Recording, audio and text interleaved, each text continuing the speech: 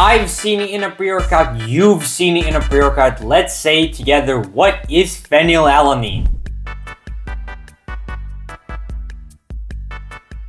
So phenylalanine, there is two forms of it. There's L-phenylalanine and there's D-phenylalanine, and they promote different things. D-phenylalanine, which is not essential to our bodies, meaning we don't need it, promotes that it can relieve pain. L-phenylalanine, which is essential to our bodies and we need to intake it through diet, promotes that it can increase energy production as well as it can create tyrosine. Now, if you didn't see my video on tyrosine, you can go watch it there. However, tyrosine is amazing in increasing weight loss, decreasing depression, increasing mental performance, and increasing cognition.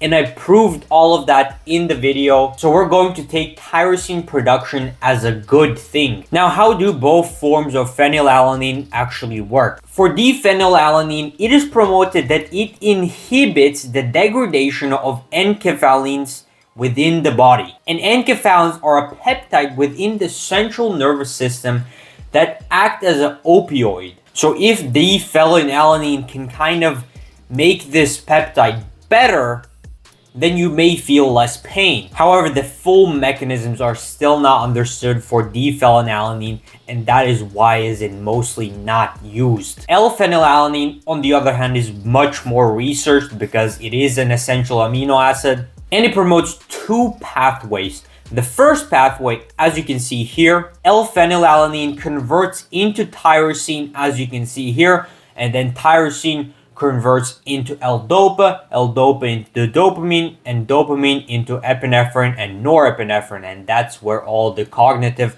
gains come from, as well as the antidepressant effects. The other proposed pathway is that phenylalanine converts into phenethylamine, which is then found in the body to energize the nervous system. This pathway is a bit less researched, however, there is trace of it. Now, moving on to dosing, it is suggested that you use about 38 milligrams per kilogram, and that is where they found the most result through the increase of tyrosine. However, you can definitely experiment by using a bit more and a bit less. So just to understand, 38 milligrams for the average 70 kilogram person is about 2.6 grams of phenylalanine. However, just note there is basically no reason for you to be supplementing phenylalanine if you're getting enough tyrosine through your diet already. So those two do not stack because they're basically the same thing. So moving on to the studies, this study again is pretty much the only study you need because it fully proves that phenylalanine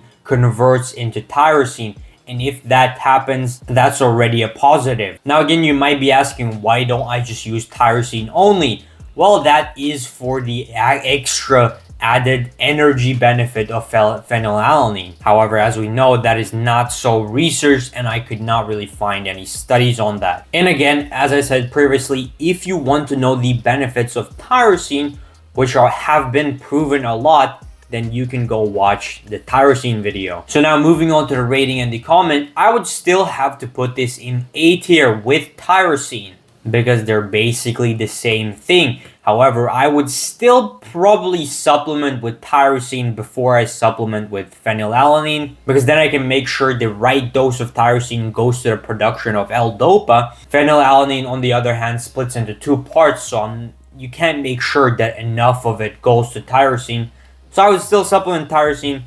However, phenylalanine is still a great idea. It's an essential amino acid. Make sure you get enough of it in if you want your cognitive functions to be performing at their best, as well as the possibly added energy benefits and the antidepressant effects. However, remember, there's no point in supplementing tyrosine and phenylalanine. If you want to know more about pre-workouts or pre-workout ingredients, go down in the description, join my Discord through the link, ask me any questions, I will answer. Thank you for watching.